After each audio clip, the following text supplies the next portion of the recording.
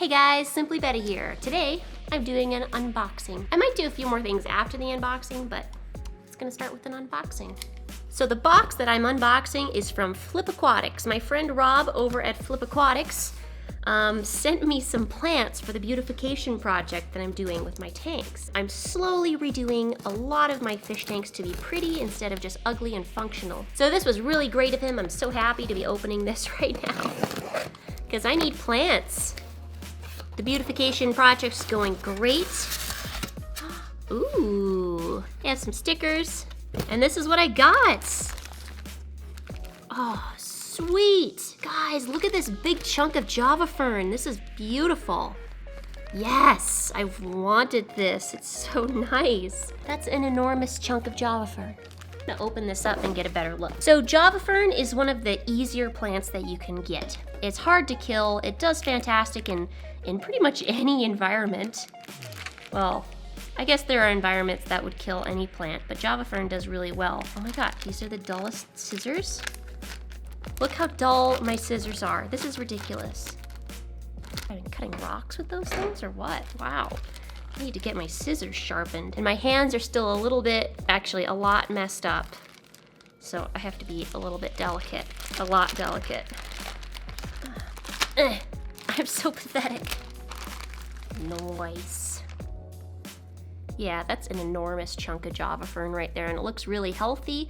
I even have some plantlets growing off of the main plant. Fantastic. So guys, Java fern is a super easy plant. So nice. It's one of my favorites.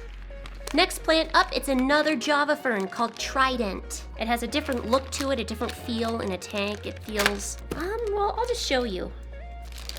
So I didn't get a mat of the Trident Java fern. I just got a plant, like a single plant. But check it out.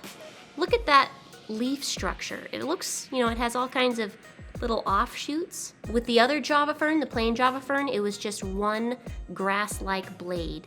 And this is more like a bushy little bushy blade. And I like the look of these. Sweet. The next plant that Rob sent me, it's a crypt. One of the smallest crypts that you can get in a tank, it's called Crypt Parva. A lot of you probably would be familiar with this. So check out this cool little plant. You see it's very small, it would work in a foreground. So the Crypt Parva doesn't get much bigger than this, and if given enough time and enough little plants spread around, this could actually make a really nice lawn effect, and a really low maintenance one that won't need CO2, it won't need to be trimmed. It could just be a really nice low maintenance little carpet, essentially. So that's neat, and then I have another one here. I got two of those. Whoa, what is this? No way. Guys, Crypt Flamingo. Okay, this is neat. So Crypt Flamingo, it's a crypt that I don't have. It's like one of the only varieties that I don't have. This was a cool surprise. Whoa. So check this out. Under the right lighting conditions, this plant can get so nice and pink. And I like that. So check this out. You can see a pinkness in the leaves, but given the right lighting conditions and fertilization, like this can become a really cool plant. This is cool. I'm so happy to have some Crypt Flamingo in my tank. In my box. What a surprise. Right on. Next plant. It's another crypt. Another crypt that I don't have any. Actually, I think I have one single plant in a little tank somewhere, but I need more. This one is called Crypt Spiralis. And this is a really long, a very tall plant. And it has kind of a grassy look.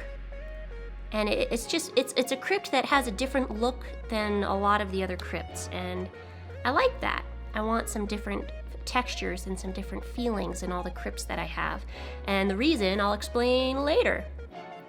So some sweet Crypt Spiralis. I'm getting my table all wet.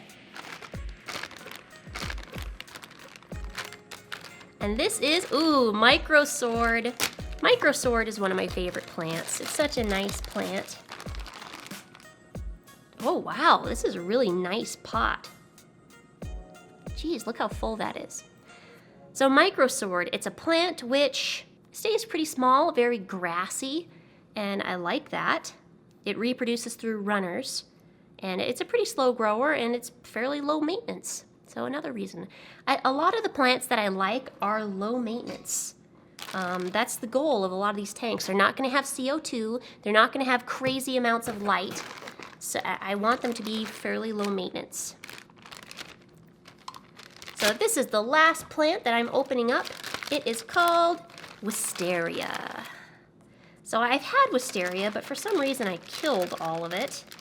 Looks like this one got a little bit beat up in shipping, but you know, it's no big deal. This will bounce back so fast. So I'm just gonna put it in one of my highlight tanks with some fertilizers, and I'm gonna have so much Wisteria before I know it. It's a fluffy stem plant, and it can float at the surface, and I like the look of it. The last thing that Rob sent me, which was super awesome because I told him I needed some, were these 5-in-1 test strips. Test strips. I don't test my water very often, I know. I just feel like I kind of have a handle on it. For my established tanks, I know what the bioloads are, I know my schedule, and I just stick to it. I don't really have a problem with parameters, but with all these new tanks I'm setting up, I really have to get a handle and test. Hang on, I dripped water all over it. So I really want to get a handle on things and be testing as I'm cycling all my tanks and just make sure that my readings are good. I have a lot of tanks. I can't be skimping on their care by not monitoring my water. Before, I have the API test kit that, you do have the little vials. You're like a little scientist, and you shake the vials and you get the colors, and then you compare the colors. I have that, but it's kind of a pain in the butt, and you have to wait 5 minutes for each vial. I have to sit there shaking it for like 2 minutes at a time, and it's just annoying. So I'm gonna try out these test strips and see if they make my life a little bit easier. Thanks, Rob. I love getting plants in the mail. But it's my bowl of plants. Some girls like to shop for shoes. I like shopping for aquatic plants. And fish, too. So the next planted tank that I'm going to be making is going to be a crypt tank. Like all crypts. Only crypts. No plants allowed but crypts. And it's going to be one of my 20-gallon highs on my bottom rack of the fish rack. And I think it's going to be pretty fun because now that Rob sent me like the last little missing pieces of my collection, I have a lot of crypts. And I think I'm going to be able to fill this tank up really nicely. And the fact that it's going to be all crypts, how many times have I said crypts now? The fact that it's going to be all crypts I think is kind of cool because it's a low maintenance plant, it's easy, and I think I can make it really pretty. I got crypt flamingo.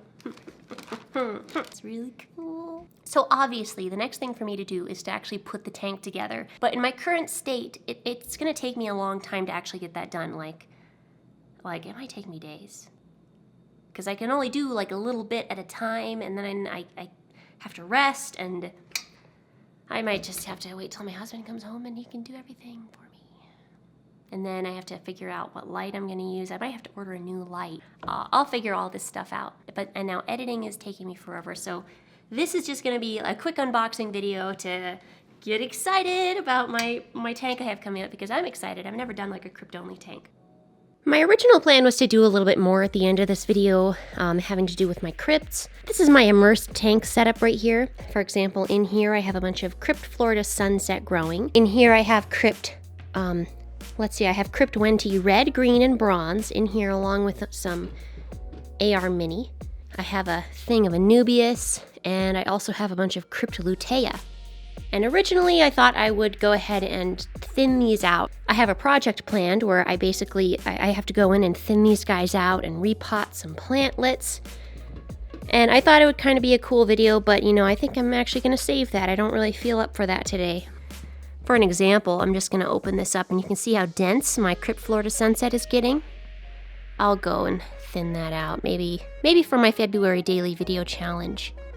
I'll go ahead and make that one of the videos. For the February daily video challenge, I'll probably also disassemble my two 40-gallon tanks here. This is really just a guppy holder and pothos holder right now. And this is a bunch of plants, which I'm actually going to get rid of, and I'm going to redo this immersed setup. Probably just going to be a regular planted tank. So that's my future plans. Next time, in February, I think. No promises, but probably. So thanks for watching, guys. I hope you're as excited about aquatic plants as I am. Have a great day. Be sure to like and subscribe, and I'll see you later.